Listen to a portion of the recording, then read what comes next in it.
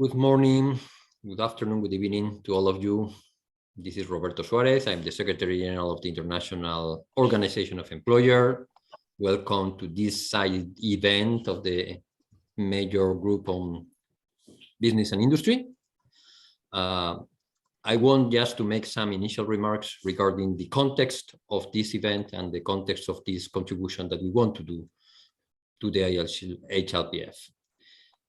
The HLPF 2022 will be focusing on how to recover from the pandemic while advancing, and I want to insist on that, not regressing in the implementation of the 2030 agenda.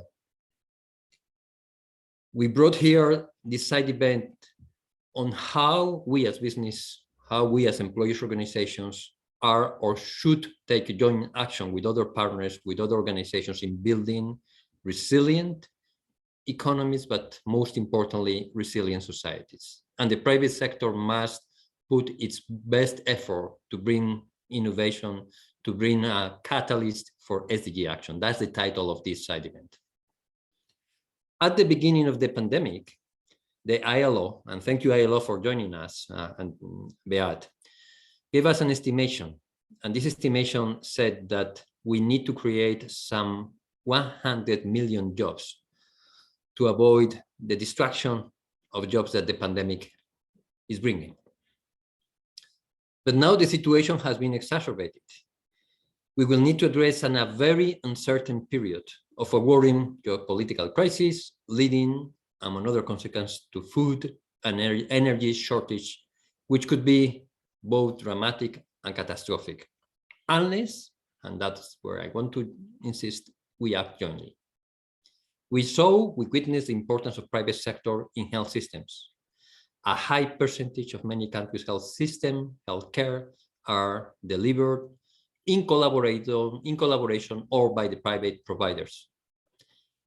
And a strong cooperation between governments and the private sector is of essence, precisely also to deal with issues like the global vaccine equity gaps, which persist in too many countries, especially in low-income societies.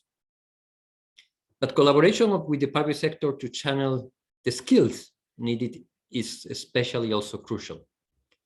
The transition to a low-carbon, resource-efficient economy urgently requires systemic changes, new products, new services, new business models. According to a recent analysis, the creation of over 100 million jobs is conditional on additional training within already existing occupation. And not preparing workforce, not adapting their skills accordingly, will give us worse situations. Cooperation on skills anticipation, cooperation both in educational systems and lifelong learning systems is of essence. And I have to say it's far from optimal. Less than 40% of the NDCs that are presented to the COP,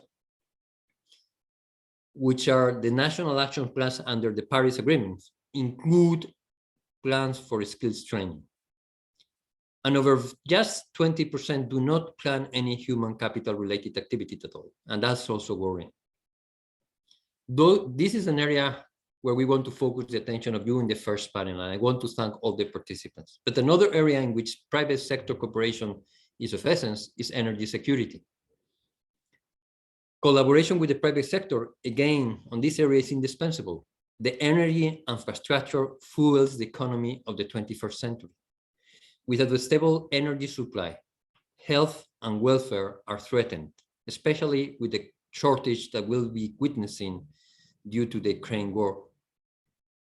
A high percentage of many countries' energy infrastructure is handled in collaboration with the private sector. In a country like the USA, that represents 80%. And that fuels transportation industry, electricity to households and business, and other sources of energy. We have here very distinguished panelists, and I want to thank them. But more importantly, what we want to identify is action also to work together. Thank you very much for listening, and thank you very much for attending. Beat, you have the floor now. Thank you so much, Roberto, Secretary General of the IOE, and dear representatives of the private sector. Thank you so much for inviting me to this side event this morning, which, as you said in your concept note, and Roberto, you just also mentioned this, takes place against the backdrop of a triple crisis, the COVID pandemic. We're also seeing a rising number of conflict, and most recently, of course, the war in Ukraine with its wider impact on energy, food, and finance. And of course, the ongoing and exasperating climate crisis, which needs urgent attention. And those crises, as we already just heard, has left scars on labor markets. And what we saw last year was sort of a positive recovery of labor markets, unfortunately, is now going into the reverse again, according to our latest data. That affects primarily developing countries, to some extent also middle-income countries, where we've got to pay our attention on. And at the same time, of course, we are running out of time to achieve the Sustainable Development Goals in 2030. So there's really that urgency and the need to turbocharge or to accelerate the implementation of the Sustainable Development Goals. And during this HLPF, we focus, of course, in particular on gender equality, on education, and also on our environment in the broader sense. But all of this, of course, is also related to work. They are providing work. It's about gender equality at work.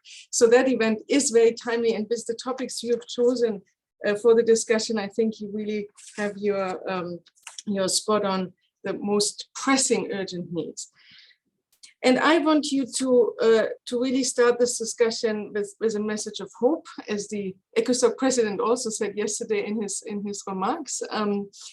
Roberto, as you said, I think it is absolutely critical to use that crisis also to do things differently, to unlock private investments, and importantly, to create an enabling environment where those investments can be channeled towards productive and decent employment. We have to foster digital innovation. I think a lot has already happened over the last years. For instance, formalization of employment through digital tools. Very interesting lessons to be learned from this. And we have to find new ways of working together. And this is the Secretary General's broader vision on multilateralism that he has put forth in his common agenda. A more networked, inclusive multilateralism by the private sector, and in particular, organized private sector has a place at the table. And as I think many of you know already, in September last year, he launched, together with the ILO, the Global Accelerator on Jobs and Social Protection for Just Transitions. So very important that we focus on those transitions, green transition, digital transition in particular. And we really invite the private sector and employers organizations all over the world to be part of this initiative and to work together, in particular now that we move towards implementation at the country level.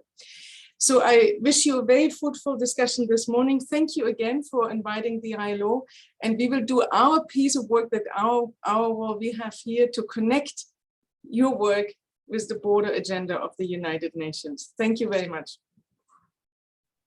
Thank you to you, Beat. I want now to give the floor to Shay, who is going to moderate the next panel. And I also want to thank again the panelist, Leonardo Garnia, who is the Special Envoy for Transformation Education Summit, but also Chris Sharrock from Microsoft and Lisa Burkett from the National Gas Company of Trinidad and Tobago. Thank you very much. Thank you, Roberto, and good morning, good afternoon, good evening, everyone. I'm Shay Gopal, and I'm representing the IOE in New York, and my job is basically to bring business to the UN table. And so today I'm delighted to moderate this panel. We have a distinguished panel, panelist, and just to, as in we always try to do, we really want this to be, as Beate said, inclusive. And so we have a speaker, Leonardo, who comes from the public sector, who has a background as both a Minister of Education and Planning. And then we have Microsoft, who is all over the world. We all know Microsoft, but they are particularly interested in digitalization and digital skills. And then we have Lisa Burkett, who is joining us from Trinidad and Tobago, who represents an energy company, but it is also a member of IOE's member Federation in Trinidad and Tobago. So you've heard, and as Beate said, we're supposed to be positive right now, but it's a little bit difficult when we look at some of the statistics, and Roberto very well defined some of the issues that we're addressing.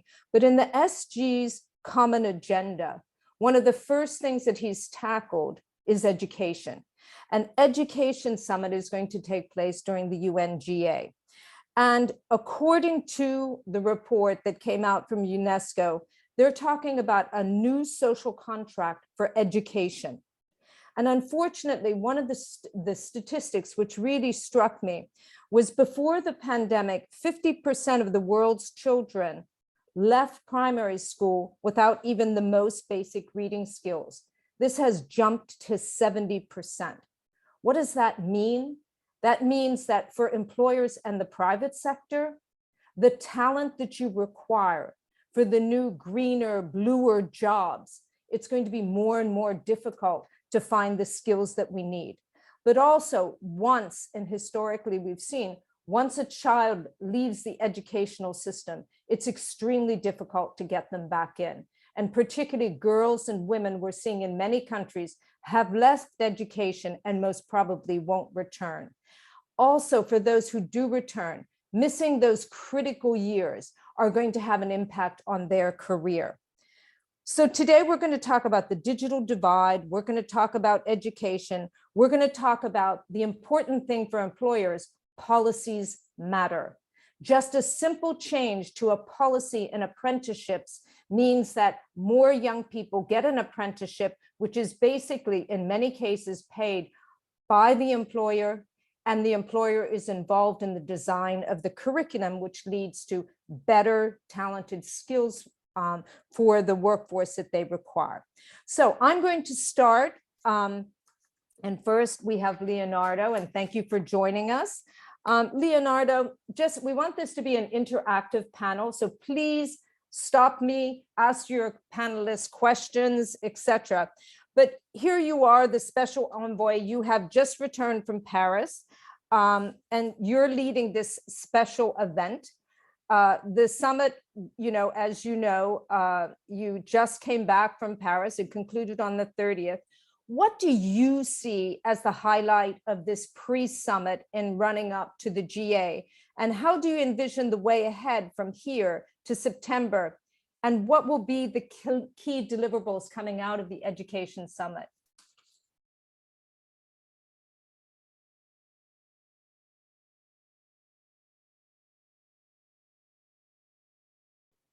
We can't hear you, Leonardo. Could you please unmute your mic?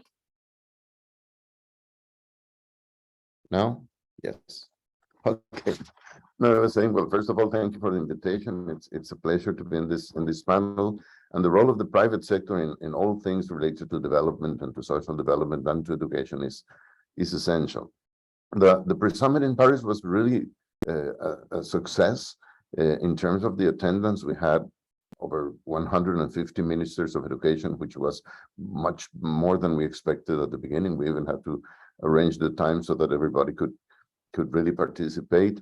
There was a massive participation of young people, which is essential when we're talking about education, teachers' organizations, civil society organizations, and private actors. The discussions were very good. The mood was of high interest in how to solve these problems that you were mentioning about education. So the pre-summit was very good, a very good point in our road to the summit in September. For the summit, we would have completed the national consultations that are being realized in all countries.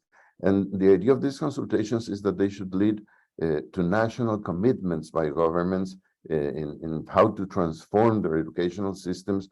And these transformations are in 5 basic areas that we have been working on. One, the meaning of education itself. Education for what? We have to have foundational education with the basics, literacy, numeracy, science. We have to have education for work, education for citizenship, for democracy, for sustainable development. So that's one of the areas where we want governments focusing on how to transform their educational systems. The second has to do with schools. The schools should be good learning places. Nobody should be discriminated, left out of school and out of learning. And this is especially true in these times with so many displaced children in the world. The third has to do, of course, with teachers and teaching. We have to go from the old vertical unidirectional transmission of content to a much more active and collaborative role of teachers as guiding their students' learning process, to learn through questions rather than to learn through answers or through the repetition of old knowledge. And this in turn relates very much with the next area of transformation, which I think is the one that could trigger our capacity to really democratize education, which is how to harness the digital revolution in order to transform education. And here we have two different challenges, and both are very important. One has to do with access, with connectivity, and with access to the gadgets and the computers and laptops and the smartphones. And we saw from the pandemic how useful this technology can be, but we also saw in the pandemic that half the children and half the teachers of the world didn't have access to these things. But it's not just a question of access. We're also talking about the learning or teaching digital resources. We have to make sure that these resources are produced and that they are open access to teachers and students all over the world. And finally, the commitments of governments will have to do also with a key element, which is their commitment with financing educational investment. Here we have to recognize that the role of national budgets will remain central. More than 95% of the financing of education comes from national budgets. So really governments have to commit here. But of course, there is a role for international financing and for international cooperation with projects like the IFED project. Finally, and this is very important, we think that these national commitments have to be accompanied by a movement, a national, local, and global movement for the transformation of education. Without the pressure from the families, from the students, from the teachers, from the business community, these commitments will not become true. So the summit aims at sparking that movement. Thank you, Leonardo. And maybe we'll move on to our colleague, Chris, out there with this building behind him. Good morning, Chris. So the digital divide is a serious impediment in achieving the SDGs. It is clearly hurting the most vulnerable countries and populations, including girls, women, and the disabled.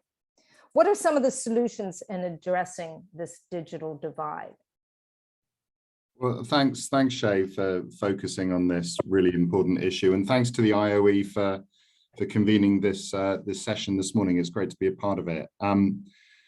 You talk about the digital divide. I mean, first of all, let's just kind of remind ourselves what the potential here is. We at Microsoft think that digital technologies can and should contribute to a better world, and the UN Secretary General's high-level panel on digital cooperation reminded us that of the SDG's 17 goals and 169 targets, there's not a single one that's detached from the implications and potential of digital technology. So we know that this technology can be transformative, but these technologies are, for the most part, accessed via internet connectivity, and that is something that is still out of the reach of 2.9 billion people around the world, and 96% of those people are in developing countries. So this is really an absolutely fundamental issue that we have to address. And connectivity is really, it's the SDG 0. I've heard some people talk about it as that. It's a key enabler, it's an accelerator for the entire 2030 agenda. So I'd like to just sort of focus on one aspect of this that the Secretary General himself stressed earlier this year, which is the need to put humanity at the center of technology and ensure affordable, safe, and secure internet access for all. So to close this digital gap, there needs to be a shift to put people not just infrastructure at the center of our discussion. There needs to be a people-centered approach. So for the internet to be meaningful, we think we need to think about this in terms of 3 dimensions. First of all, of course, access. We need to ensure access to affordable internet services and devices. But then secondly, readiness. We have to build the digital literacy and the skills to confidently and safely navigate the internet. And then thirdly, the applications to enable people to receive the benefits of the basic human services, including education, healthcare, and economic development. So Microsoft, we've got a long-term commitment to help to bridge this digital divide, taking all these 3 dimensions into account. And let me just give you a couple of specific examples, Shay. First of all, we've got a thing called Airband. This is an initiative that is using TV white space and a part of the spectrum that can be particularly useful. And our Airband initiative is partnering with local organizations in 15 countries to extend internet connectivity, that's the access itself, to 43 million people around the world by July, while protecting the SDGs. I'd also like to just refer to the ITU's Partner to Connect program, which we think is an important program. We're committed to training and certifying 10 million people from underserved communities with in-demand digital foundation or technical skills by 2025. And then finally, in the context of the LDC5 summit, which will take place next year, where Microsoft is chairing the private sector forum, we launched a pilot program with the IOE, in fact, to deliver digital skills for micro entrepreneurs, particularly focusing on women and youth in 2 LDCs, Lesotho and Senegal. And that's a program that we'd like to then expand to Uganda and into DRC. And in each of those countries, we think that we can get 5,000 people trained in basic demand-driven digital skills. So in the context of 2.9 billion people, there's obviously still a lot to do, but we think that we can start to have some impact. And as I say, putting people at the center of the question is really the way to look at it. Thanks. Thank you, Chris. And it's amazing all these programs that you're involved in, as you said, from access to readiness to applications. And we're delighted to be partnering with you and trying to get young entrepreneurs the skills that they need. So now we've heard about the Education Summit and we've heard about what Microsoft is doing. But now let's go to the ground. And now we go to the sunny Trinidad and Tobago. And so now let's hear from our colleague Lisa, who's actually working for an energy company. What does this all mean on the ground when you're trying to get the talent and the skills that you need as a company and you transition into what we're calling the greener, bluer economy? Lisa, you have the floor. Okay, thank you very much. And good morning again to everyone. It's my pleasure to be here. So I work with a state company, National Gas Company, and we're in Trinidad and Tobago. And I'm responsible for driving corporate sustainability. So in 2020, when NGC embarked on our green agenda as part of its strategy to grow sustainability, and of course, to position the company for this,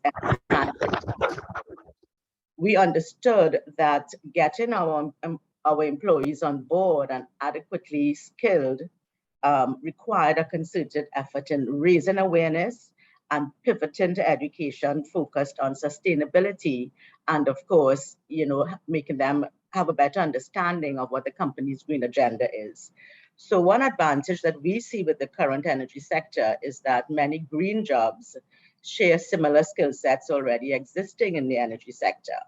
So for many roles across the organization, pivoting as opposed to pursuing entirely new career trajectories and skills is a likelier pathway for us to ensure that our employees are adequately prepared to compete in this green economy of the future that is, of course, rapidly emerging.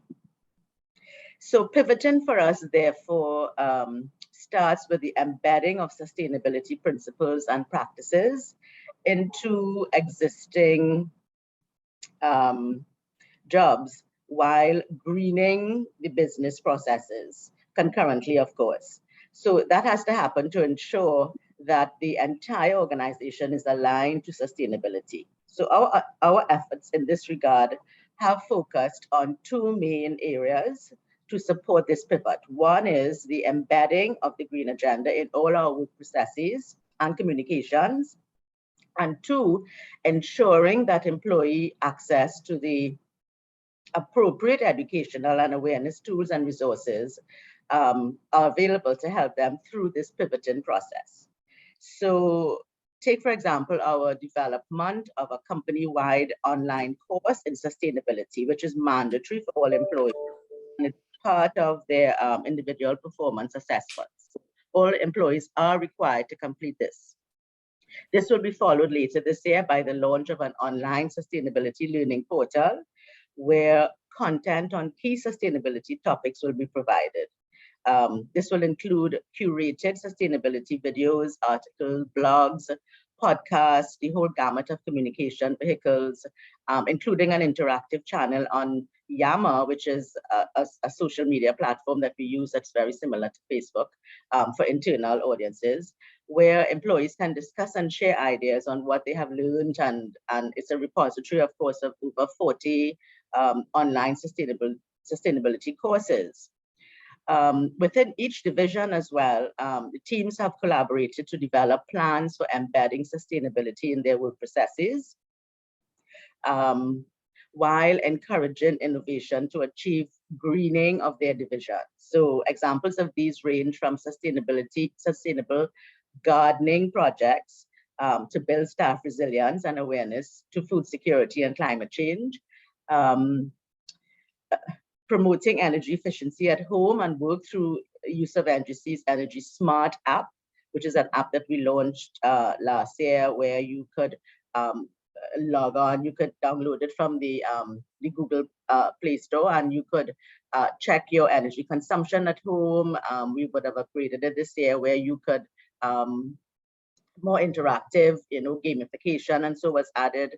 And of course, the integration of green procurement practices in our supply chain and building capability in our finance teams in green and sustainable financing.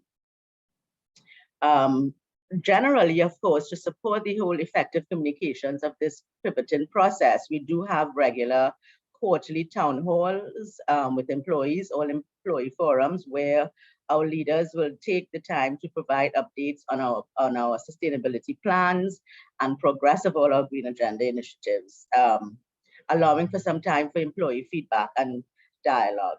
We have pivoted one of our weekly newsletters, which we launched several years ago. We have pivoted that as well to have a monthly green newsletter, where we speak about greening of our industry, aligned to the UN SDGs, and that has also been launched digitally in terms of a video aspect of the publication. Employee engagement, of course, also complements this green agenda pivot. We host an energy transition week in October each year, where we invite external presenters to talk to our employees about sustainability and energy transition. We have launched a Carry Green website, which acts as a regional information hub for clean energy and the energy transition.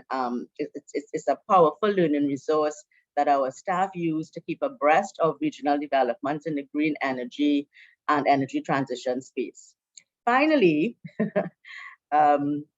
individuals have been, staff and all our employees, some at various levels, have been stepping up to take on tasks and projects to build their capability in sustainability. So for example, we would have had one employee that was shadowing an external contractor to produce our sustainability report. We have produced 5 so far. So far, we're the only state company that has produced sustainability reports. That employee was able to successfully learn and take over the production and the writing of that report. and of course have gone on to produce 2 of our sustainability reports in-house. So there are many more examples of this taking place across our group, our company group. But of course, I think I'll stop here for now. Thank you so much, Lisa. And you bring up a really good point. The Director General of ILO had just mentioned this in a meeting. The fact that lifelong learning and continuous education is something that we personally, from a human being, we need to take responsibility in our trajectory in sort of becoming better citizens, better employees, etc. But also it's critical that businesses and the private themselves can take their personal journey into their hands. So now I'm going to go back, and thank you for that, to Leonardo with another question, Leonardo, if you don't mind, and pick your brain. The private sector plays a key role in training, skills, and reskilling agenda, as you've just heard from the 2 companies. Where do you see the private sector playing an enhanced role in ensuring that training of potential and current employees as we transition to this new greener, bluer economy? Thank you. Well, first, I think that the training of potential workers should be understood in the broader context of the role of a good education, especially in a world of work that is changing as fast as the one that we have in front of us. Today's young and future generations should dominate the fundamental or the building blocks of education in order to be able to learn and relearn many times throughout their lives. Someone who doesn't know how to read and write or who doesn't have math skills will not be able to skill and reskill continuously. They should also develop what has been called the skills of the 21st century: creativity, human relations skills, capacity for collaborative and transdisciplinary solution of problems, all those things. And which not always is mentioned, they also should be citizens of the world, informed, ethical, active on civic and social and political issues. That's part of the skills that every person has to have in order for training to be meaningful for them. Then, of course, there's the specific question about technical and vocational training, which first should become a higher priority for governments and receive the support of the private sector, aligning this CVET with the changing needs of the market and the future needs of the market.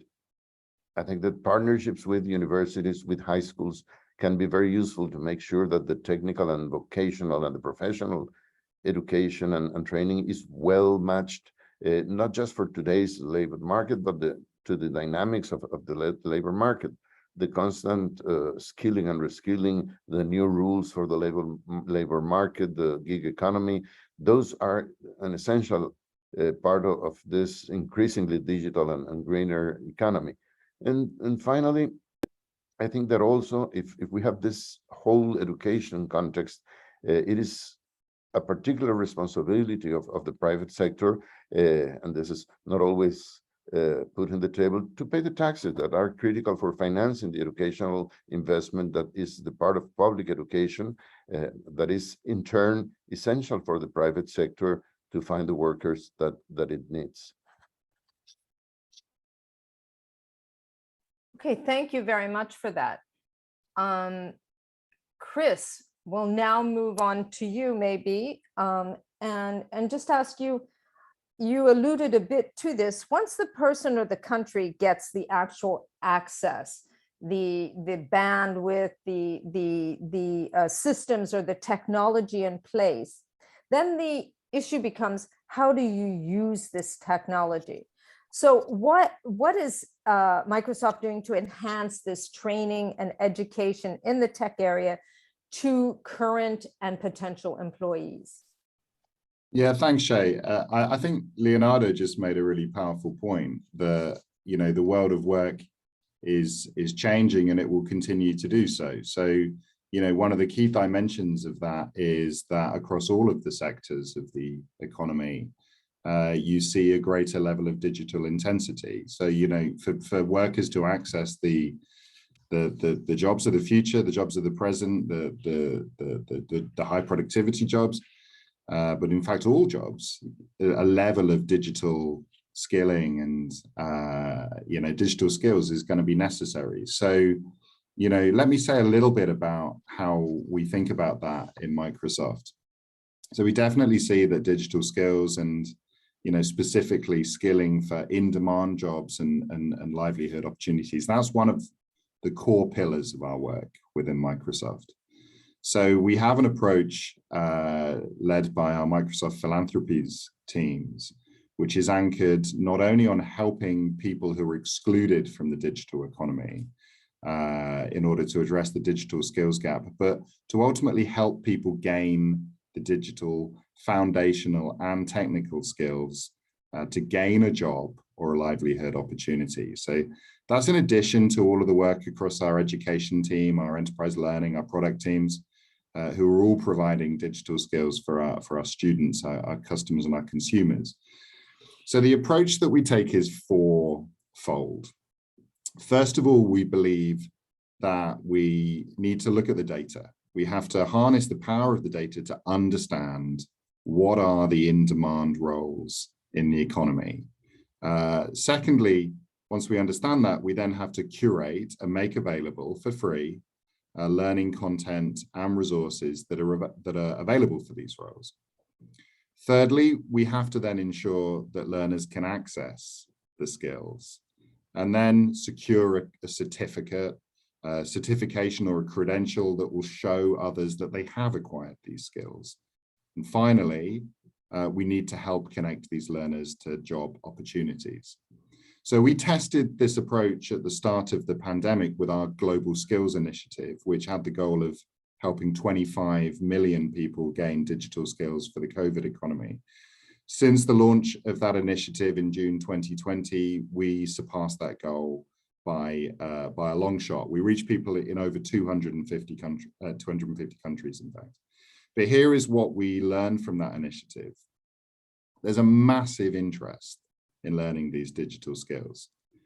But in order for people's lives to truly change, we have to go beyond just the training, and we have to earn a certificate or a credential to show that they've gained those skills. And then we have to help connect those people to jobs.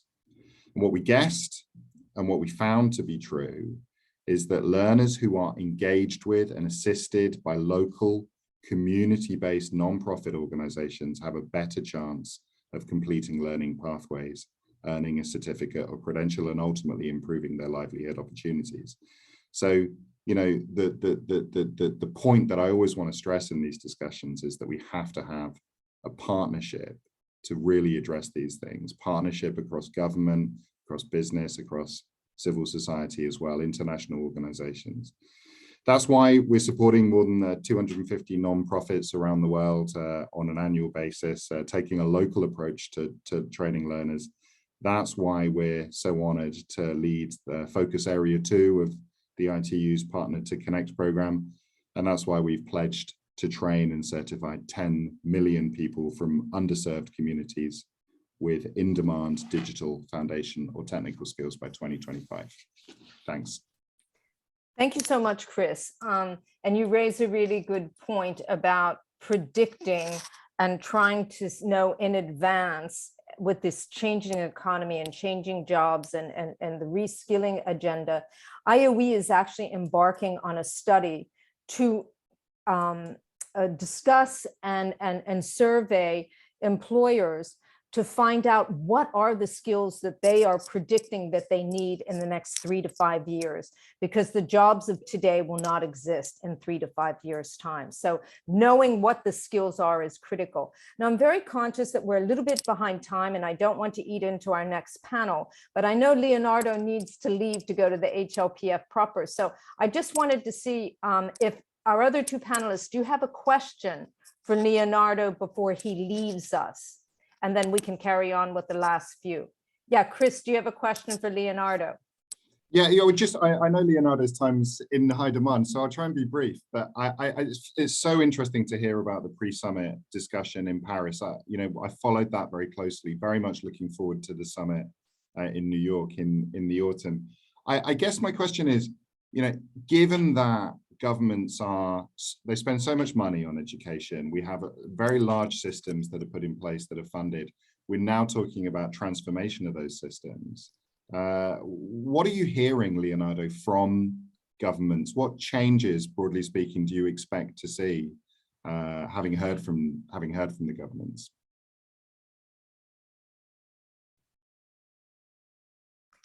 Leonardo, you're muted. We can't hear you.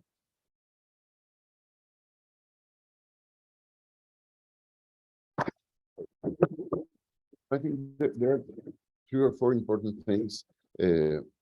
Starting from the last, we have the problem of financing of publication. And here, things have improved if we compared ourselves with 20 years ago, but very little. Countries have improved the percentage of the GDP they dedicate to education or the percentage of public expenditures. But to give you an idea of the differences, with some data that came from the World Bank and from the global monitoring of education, at this time, in rich countries, they invest like $8,000 per school-age person per year, $8,000. In upper middle income countries, they invest $1,000.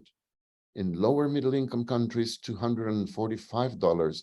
And in poor countries, they invest $50 per year per school-age person. So you go from $50 to $8,000. That's the size of inequalities in the world. So one first commitment from governments and from societies, this is not just a problem of governments, is to move towards a transformation of this huge inequality, which you can also imagine that if you compound it with the inequalities within countries where the upper half gets the biggest investment in education and the lower half is basically excluded, we really have a very difficult problem. And probably the main commitment of countries would be to improve this financing of education, which makes economic sense because we know that investing in education pays even in economic terms, but it's a long-term thing, and usually the political cycle does not make clear this advantage. The second thing is hoping from the commitments of countries is to understand the role of, this is like a puzzle whose pieces have to come together. As I mentioned at the beginning, the role of the school, the role of the teachers, the role of the learning resources have to be there at the same time so that they can work. And as Chris was mentioning with the learning resources, we have been asking an impossible task from teachers. We've asking them to teach for the 21st century and give them their instruments from the 19th century. And that's impossible. So the access to these new digital learning resources is essential, but it has to be on a scale. Pilot projects are not enough. They're very important to learn how to do it, but they are not enough. And one third thing that I would like to mention, since this is a meeting with people from the private sector, is when you ask, okay, and then what's the role of the private sector? How can the private sector help? Again, the examples we heard before are very good. But what I would like to say is that most of the money will always come from the public sector. So what is the role of the private? My recommendation would be, don't give your money to ministries or schools to do the same things as before. Don't finance the routine. Finance change. Find the principal of a school that's trying to do something different, a minister that has an innovative project, a transformation of the curricula, anything that is promoting change. Because, and here I talk as a former minister, and I'll explain it very briefly. When you want to make a change, let's say that you think of changing the whole math curriculum, and you want to do it right now, but you don't have it in your budget. So you have to wait 1 year so that the financing of the transformation is in next year's budget, then to start the procurement to hire the people that will make the transformation. So it will take you 2 years to start that. If you can have a PPP or support from the private sector, you would start it immediately. So go for change, go for transformational projects. That would be my main advice. Thank you so much, Leonardo. And we know you have to leave. And I know we have very little time, but I like that idea, finance the change. We'll move to Lisa, and we just have a few minutes left, Lisa. I'm terribly sorry. But we want one last question to you, which is, and if you could briefly tell us, you have worked with partners in the governments, in the educational institutions, the employers' federations in addressing the skills mismatch. What are the lessons learned that you've learned from these different partnerships? Thank you. Okay. Thank you very much for that question. I'll just unmute my mic there. So NGC takes a system view to the issue of education and the skills gaps in the green agenda. For effective, impactful change to happen, I think there must be closer collaboration and coordination among all stakeholders within the ecosystem, including public and private sector, educational institutions such as our universities, and with civil societies and not-for-profit organizations, as well as communities that seek to ensure that we are providing young people with the right skills required by business and society as we transition to a greener economy in the coming decade. We recognize that we are at a pivoting point, and we must reassess whether the curricula at all levels of the educational system is fit for the green economy. I think we need to properly assess how much the current system needs to change, how fast it needs to change, and how we work collaboratively to best achieve the required change. And of course, NGC is quite prepared to play a role in supporting this change effort. That's as fast as I could respond to such a long question. Thank you so much, Lisa. That was really great. Now, unfortunately, we've sort of run out of time, and I don't want Noreen's panel to lose out. But this was a fascinating conversation. Thank you, Leonardo, for your comments. We look forward to working with you in September on the summit to make sure that private sector plays a critical role in the whole education area. So thank you very much, panelists, and I'll stop there. Thank you very much. Okay, I'm going to commence our second panel. And I first want to thank Shay and the excellent speakers of the previous panel for their insights. And it really sets the scene for the discussion we will have in this second panel. My name is Noreen Kennedy. I'm Senior Vice President for Policy and Global Strategy at the United States Council for International Business. We are very fortunate as an organization to be at the nexus of leading global business groups, the International Chamber of Commerce, the International Organization of Employers, and to bring the voices and achievements of our members, US companies and sectors. We're the only US business group with ECOSOC consultative status, and it is our privilege to support the 2030 agenda at HLPF 2022. Well, the first panel did shine a light for us on business and the enabling frameworks that business needs to contribute to a sustainable and resilient society with the focus on education. This panel is going to pivot, and we're going to talk about the private sector as an agent to strengthen resilience and sustainability impact of the multilateral system itself, particularly in times of crisis and turbulence, as we are facing right now. A very serious food shortage and major concerns about energy security and climate change are now testing the UN in all kinds of ways. And we have three excellent panelists to speak to the role of business as a problem solver and as a support system in the multilateral system during these very difficult times. Our panelists are Dr. Alejandra Castro, Global Head of Partnerships and International Organizations at Bayer, and also co-chair of USCIB's SDG Working Group. Ms. Karina Larson with the UN Framework Convention on Climate Change Climate Technology Center Network, CTCN, and UNIDO, and she is Global Operations and Knowledge Manager. And then Mr. Andrew Wilson, Global Policy Director of the International Chamber of Commerce and ICC's Permanent Representative to the UN General Assembly. So thanks to our three panelists.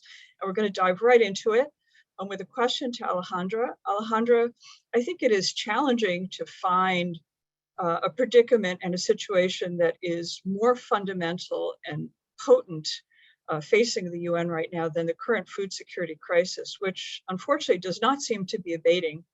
As with the pandemic, the multilateral system now is turning to business to find solutions and mobilize resources and partnerships. So could you tell us more about how you see this imperative, both from the perspective of your company, but also stepping back and looking at the big picture through your wide angle lens? What should the UN be doing with the business community to address food security?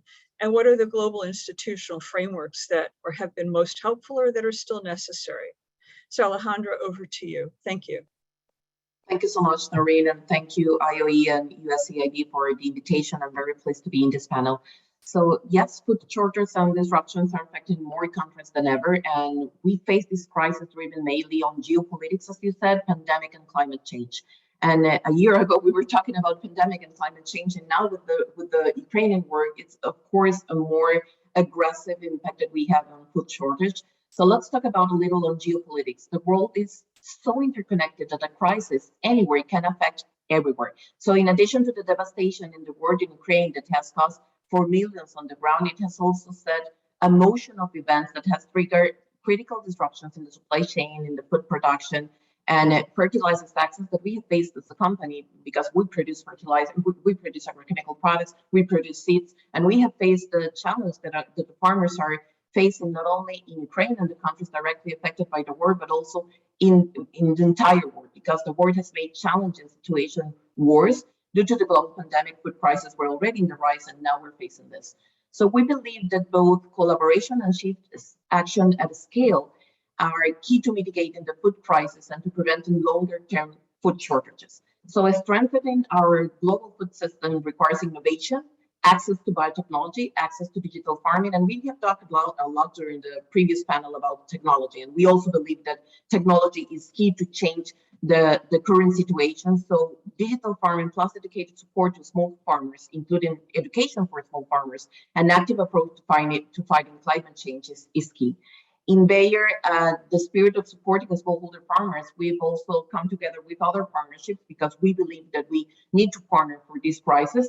And we come together with the private sector to sign the Zero Hunger Pledge, which is making $160 million commitment to ending the world hunger for 2030. It's a huge challenge, but our commitment is to go towards countries that are affected by the war, especially in Asia, Africa, but also in Latin America.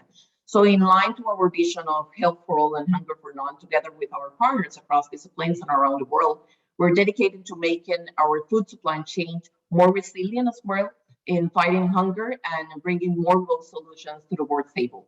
How is this? Of course, with different partnerships, and we together as a private sector, I think we cannot do that much, but we need to provide constant support as well as with the international organizations that have done a lot, but we need to work not as a silos, but as a team. And I know that this is sometimes difficult and we need to break some bias, but we need to build the private-public alliances to bring jointly solutions to the crisis. So the immediate priority is to avoid humanitarian catastrophe, not only for the war, but also for hunger.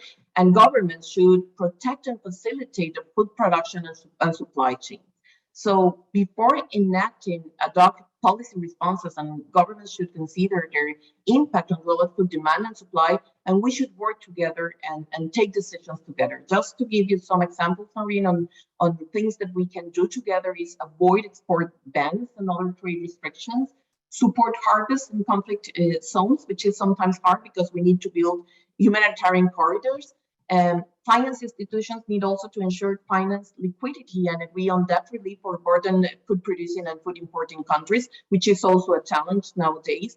We need to tackle food waste and food loss, which is a main priority for all of us.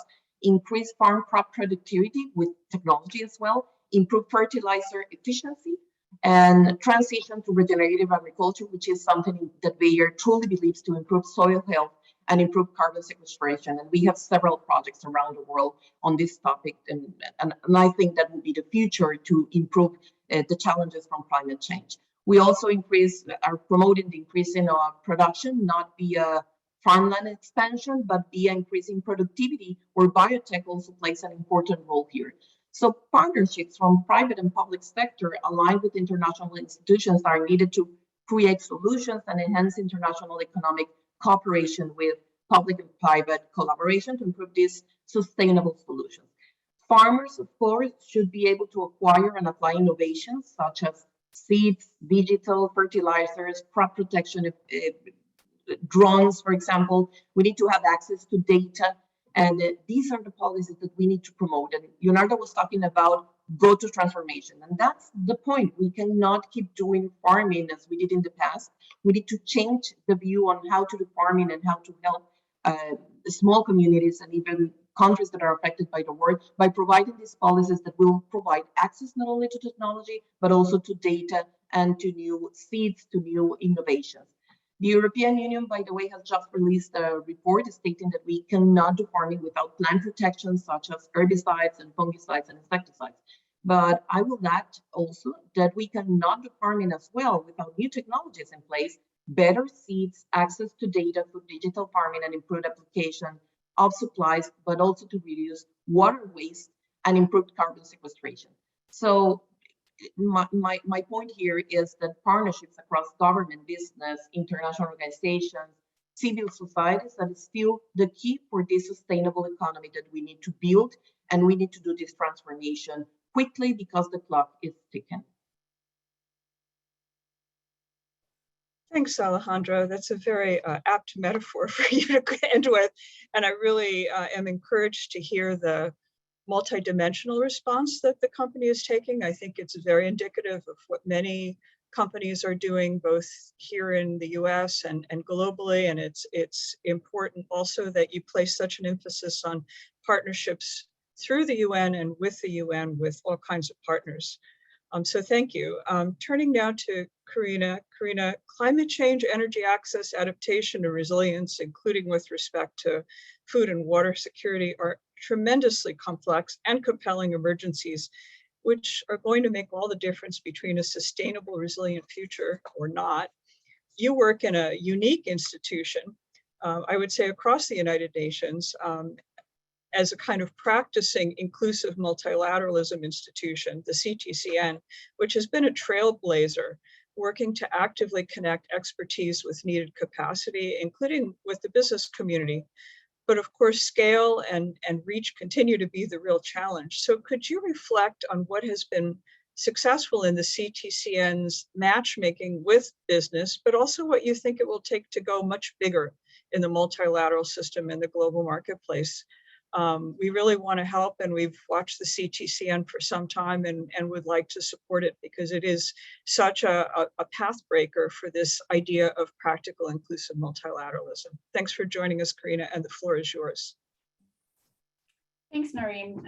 Yeah, I mean, the Climate Technology Center and Network was really created to serve as a type of green technology broker and to help developing countries to not only access the technology services that they need for low carbon and climate resilient development, but also importantly, the capacity building and guidance on policies, regulatory issues, workforce development, and a whole host of other enabling factors that are needed to ensure really broad scale climate action in these countries. And so the way that the CTCN works is that we receive technical assistance requests from developing countries, and these are channeled through 160 technology focal points that are selected by each country's governments. They're usually sitting in environment ministries or energy ministries.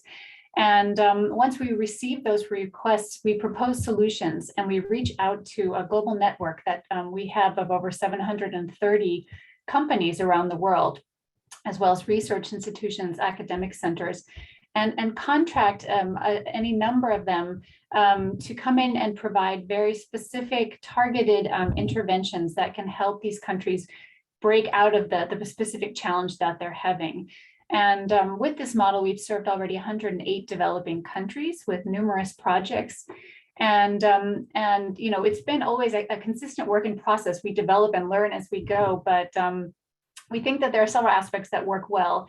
And one of them is that because we facilitate the delivery of the right combination of expertise from companies at no cost to developing countries, and we stay with the process throughout the implementation so that we can provide assurance to both governments and to our network implementing partners. along the way. So we're really seen as kind of a trusted partner, and we're able in this way, because we have such a broad network. I mean, we would never be able to have expertise across such a broad range of sectors as agriculture and water, disaster preparedness, energy, transport, and so forth, if we didn't have this type of distributed model where we really rely on the private sector to partner with us. And that makes, I think, a huge difference. We're also among UN standards relatively fast. We respond to requests within a week and deliver interventions within 6 to 12 months.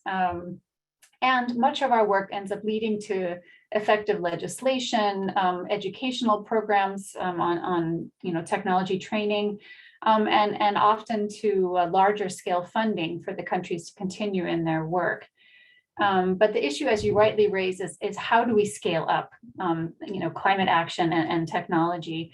And what we often see when we're receiving requests from countries is that the country has identified a larger goal, but they're stuck in one particular place. And so they need help there. And that's often when they come to us. But what we are finding is that if we can start at that point when we're first contacted to say, let's go back to this original goal. How can we ensure that you will make it all the way there once we step out of the picture?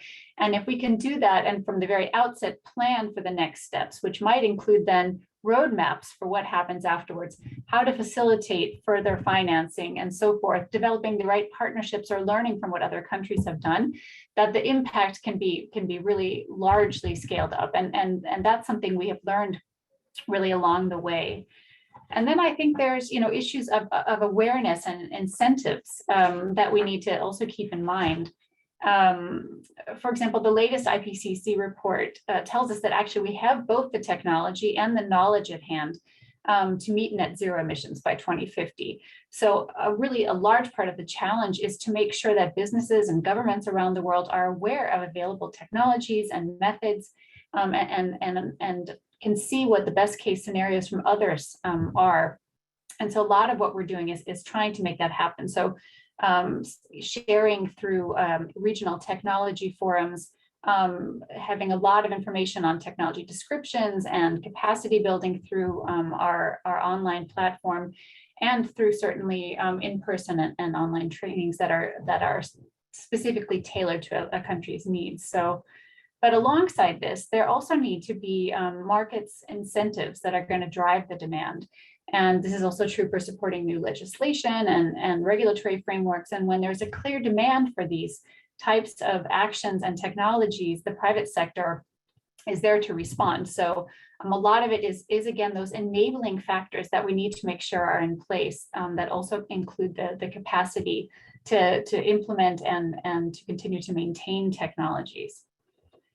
And then I would say one of the last elements that's really needed for much more upscaling is the bolstering of political will in countries. And that will have the biggest impact on emissions and building resilience. And again, as the IPCC says, the political will is the biggest thing that's lacking. And we know we have the technology, we have the knowledge, but we need to make the argument.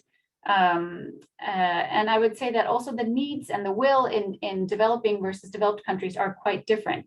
The CTCN's mandate is to respond to the needs of developing countries, but the answer for industrialized countries who already have much of the technology, the capacities, and so forth, is the political will and the persuasion to make some of the bigger changes that we saw happened, for example, under COVID and are possible, but there needs to be that drive and the incentive there. And then also along with that political will, the funding to make the larger scale impact happen.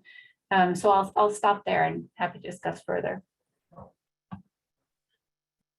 Thanks, Karina. And I think that the emphasis that you placed in your concluding points on political will, on enabling frameworks, both at the national and the international level, and on mobilizing, finance, funding, investment, these are all critical considerations. And I think also, just our understanding that the multilateral system doesn't exist in a vacuum. And we definitely have to get the situational circumstances right on the ground in the frameworks, the economic frameworks and regulatory frameworks in which business works. And I think it's a very good sort of starting point now to turn to our third and final panelist, Andrew Wilson of the ICC. And Andrew, thank you for joining us. ICC is the World Business Organization and has been for decades and decades and decades. And yet it's very clear that being the World Business Organization today is a very different proposition than it was even as recently as just 10 years ago.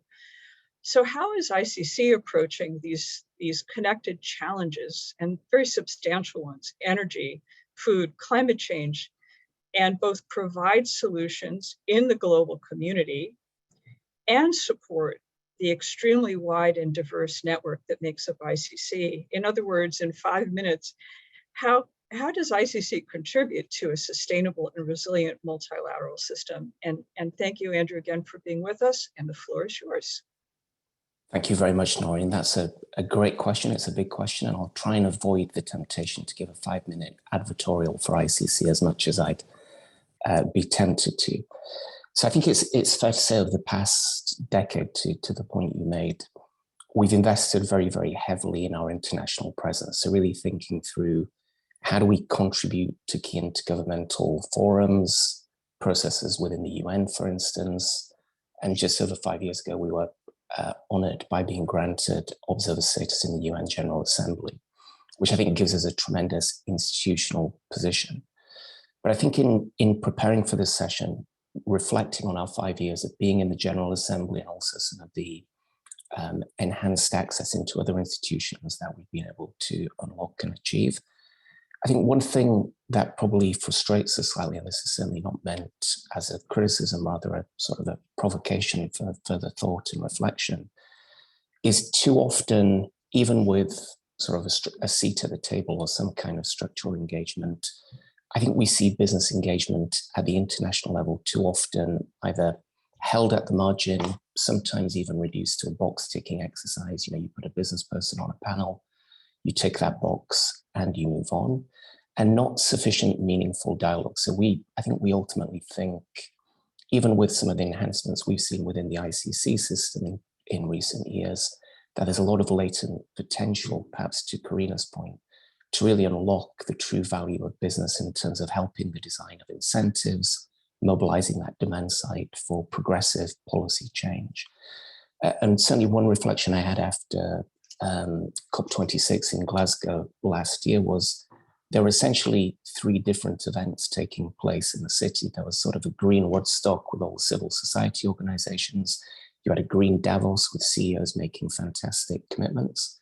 And then almost completely separated from that, you had a series of very, very important technical negotiations. And I think ultimately what we need to see ideally if we are to achieve the SDGs and also respond to the current crisis caused both by the pandemic and the war in Ukraine is a breaking down of those silos, and certainly from a business perspective, more constructive, strategic, influential or insightful dialogue between the private sector and policymakers on the how of how do we achieve sustainability, not just talk about ambition and targets, but actually how do we get the policies right?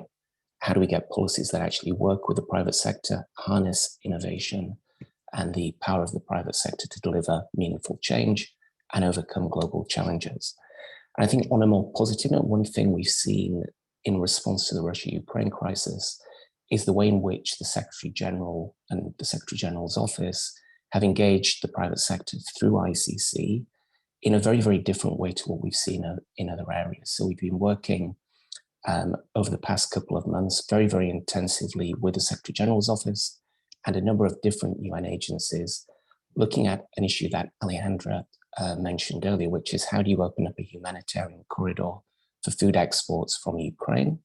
And also potentially how do you unblock agricultural trade with Russia, which is obviously tremendously complex and politically fraught.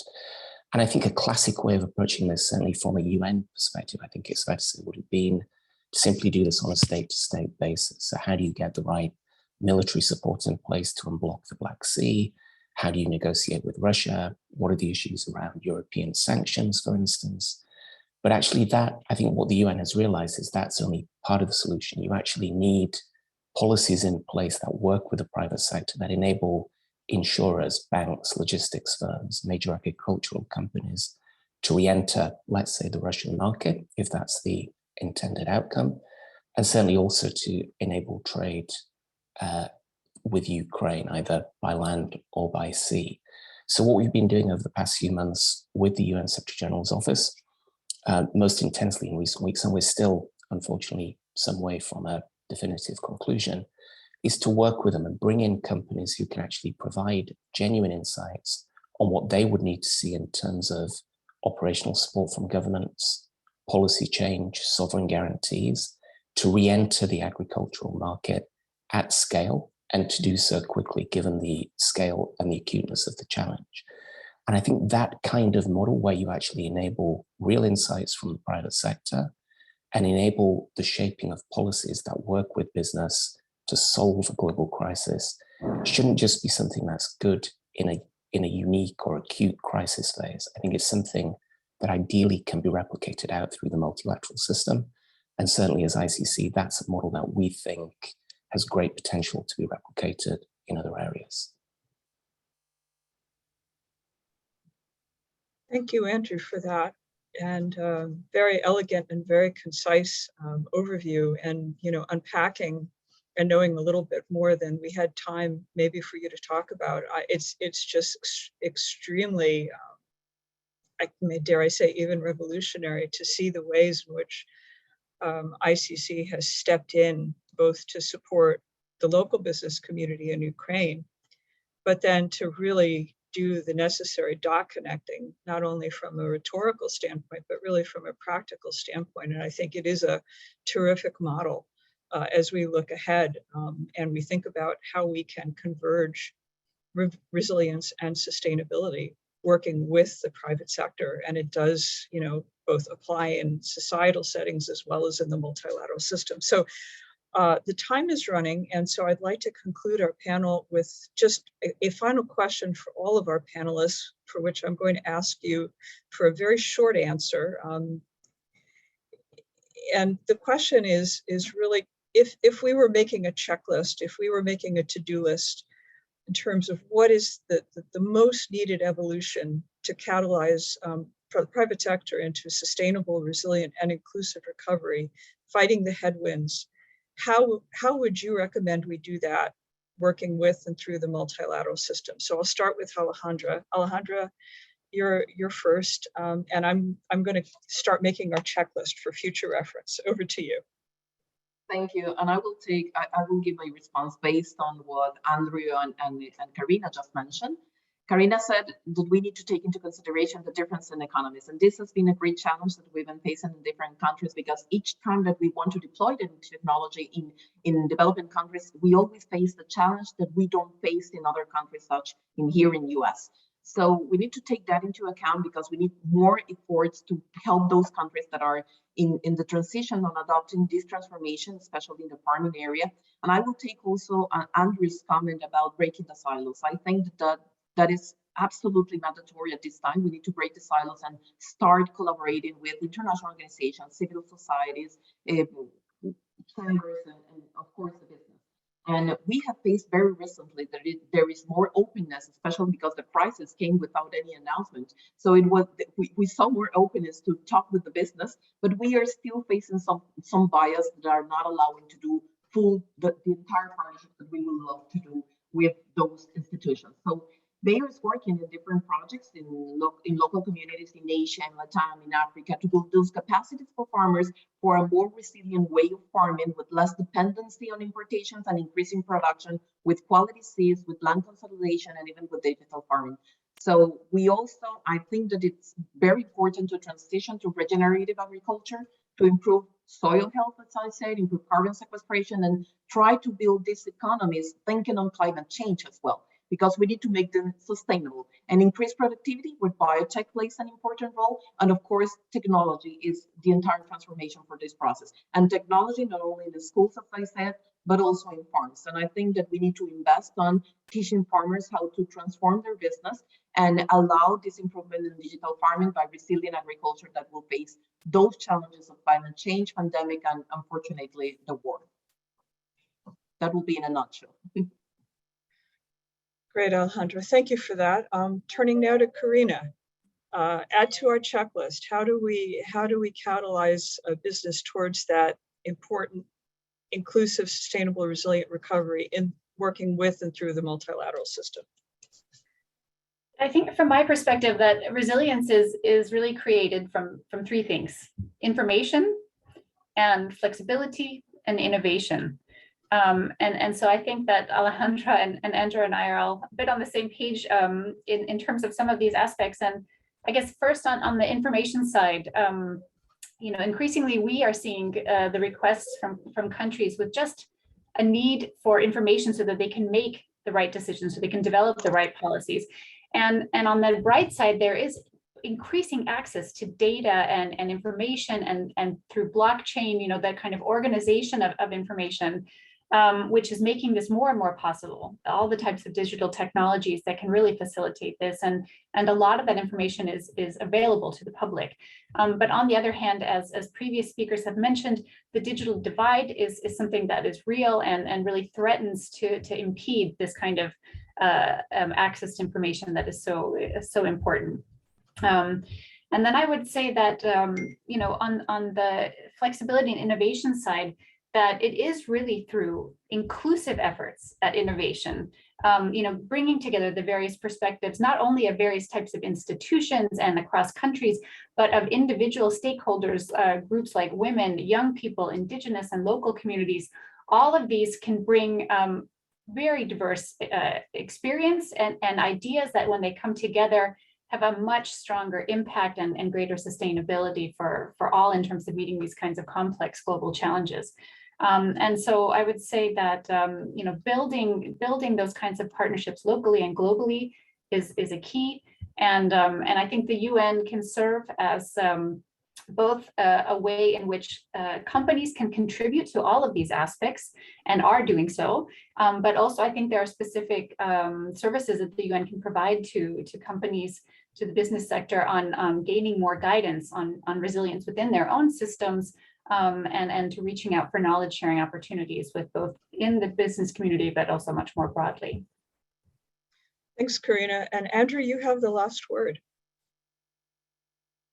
Thank you, Noreen. I feel very honored.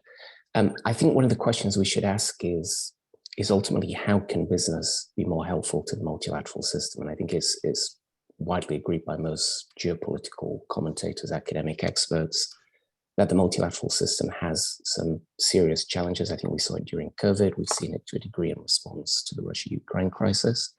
So how can the private sector help develop more effective multilateral governance, decision-making, policy-making? And I think what's quite interesting is during the early 90s, there was quite an interesting seam of academic literature, principally from academics at Harvard University, talking about novel forms of governance, hybrid forms of governance, multidimensional forms of governance, essentially engaging the private sector and civil society in different novel ways, not as decision makers, but as entities or agents who can actually inform policy choices that really work in the real world, in the real economy. And I think that's a debate that we need to restore or reinvigorate and really think through, partly from learnings, I think through the pandemic, which I think are pretty acute and very, very clear. How can business be more effectively engaged within multilateral forums, multilateral processes, humanitarian agencies, to actually strengthen the global or international response to crises?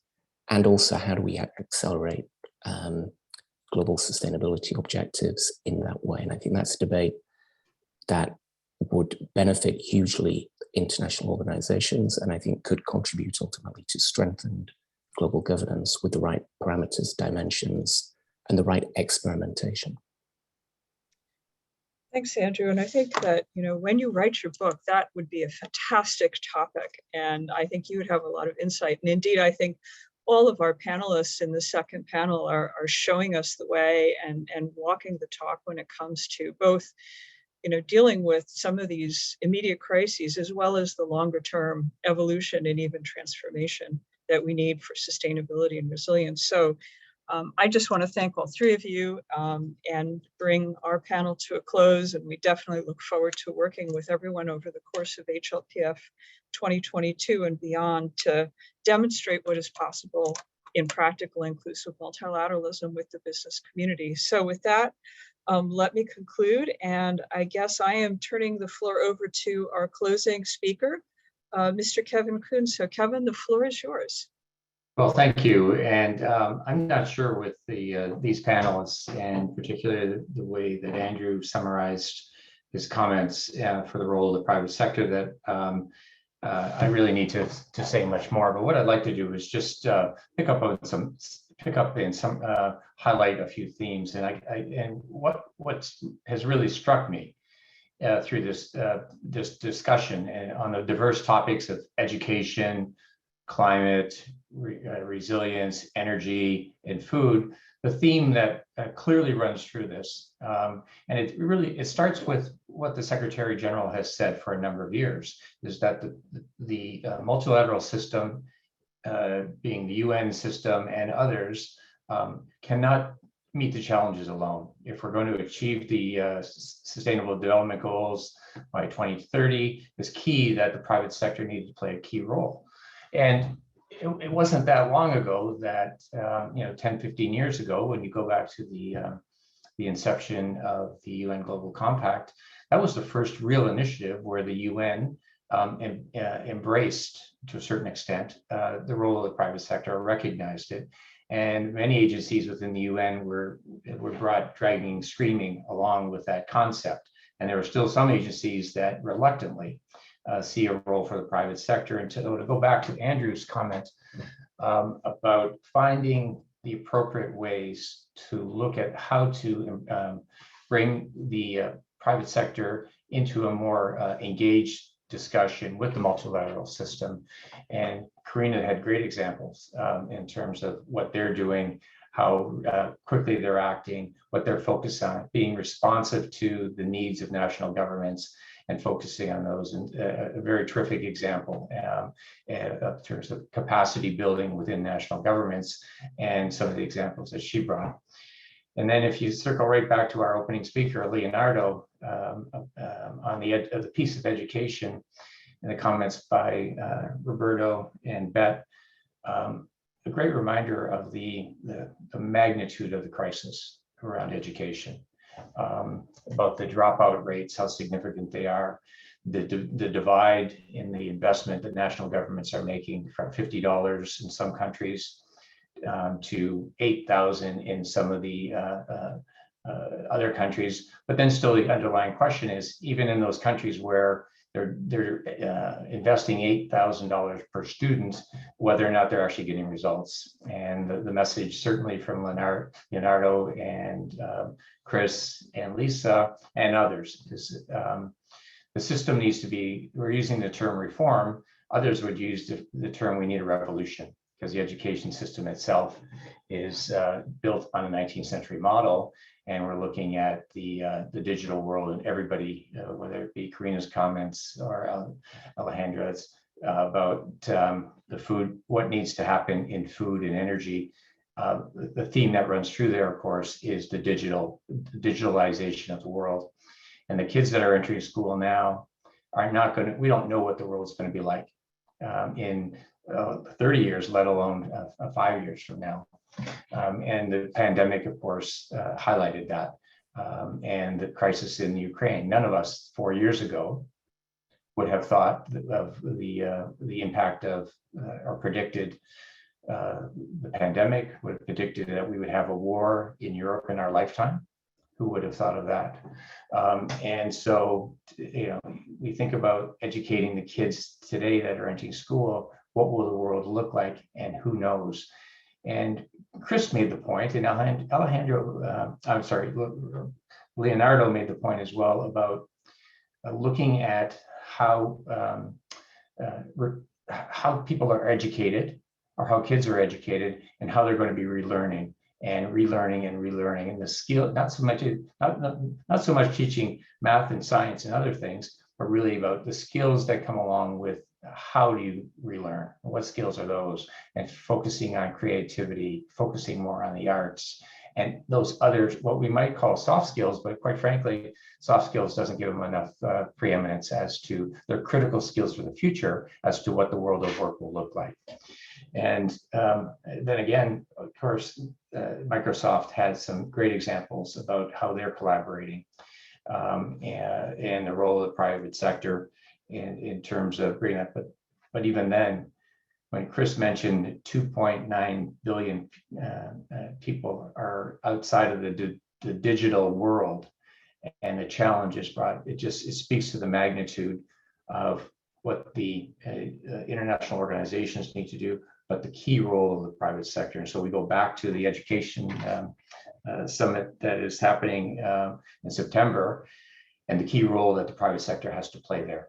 And then to, again, Andrew's point about not on the sidelines, but fully integrated in a meaningful way, if it's going to drive the necessary policy change, the focus on what the key enablers will be, and bridging that divide and ensuring that the digitalization is at the front and center of the discussion. And how do you unlock the skills and the resources that the private sector is crucial to bring to the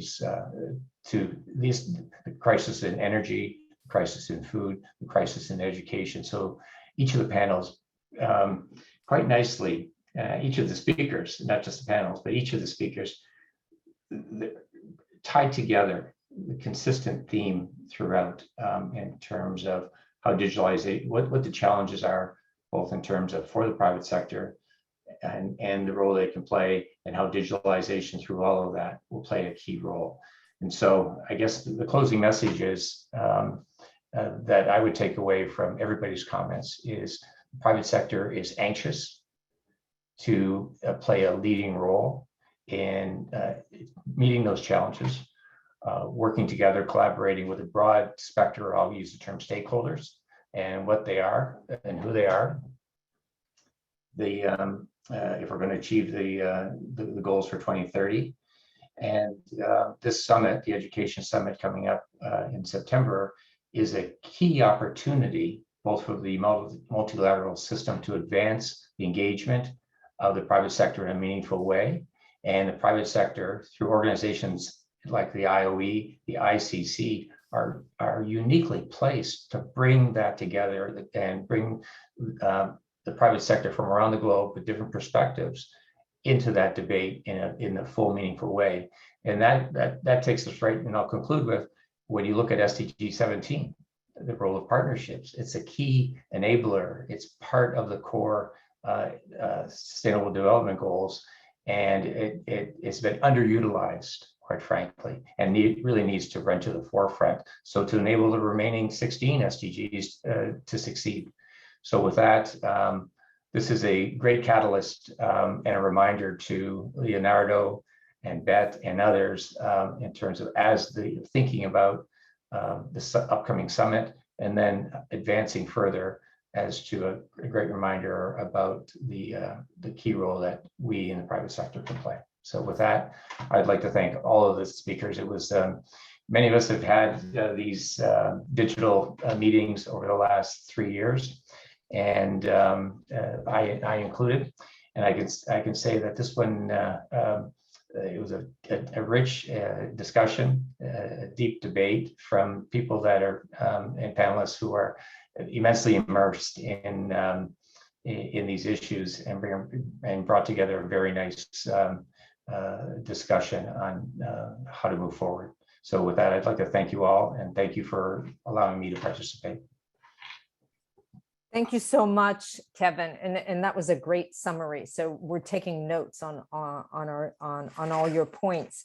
So on behalf of the Business and Industry Major Group, and on behalf of USCIB and IOE, who are the co-chairs, we'd like to thank everyone, the speakers, the panelists. It was a very, very interesting dialogue.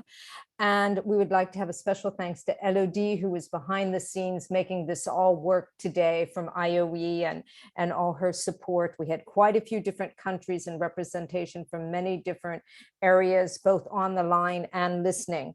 But this is not the end to the HLPF. We're hoping to see you around the hallways Tomorrow, there is another event organized by IOE, SHRM, and USCIB, and would be delighted for you to join us at that event. There's also an event on the 12th of July, which is going to be a hybrid meeting on private sector engagement at the local level on the voluntary national reviews, which of course, there are 45 countries that are being reviewed right now over the next few days on how they are delivering on the SDGs. So we're delighted to bring several ambassadors at the UN, along with employers, federations, and global compact networks to discuss how at the local level are we engaging with the private sector in order to make sure that we are reaching our targets together on the SDGs.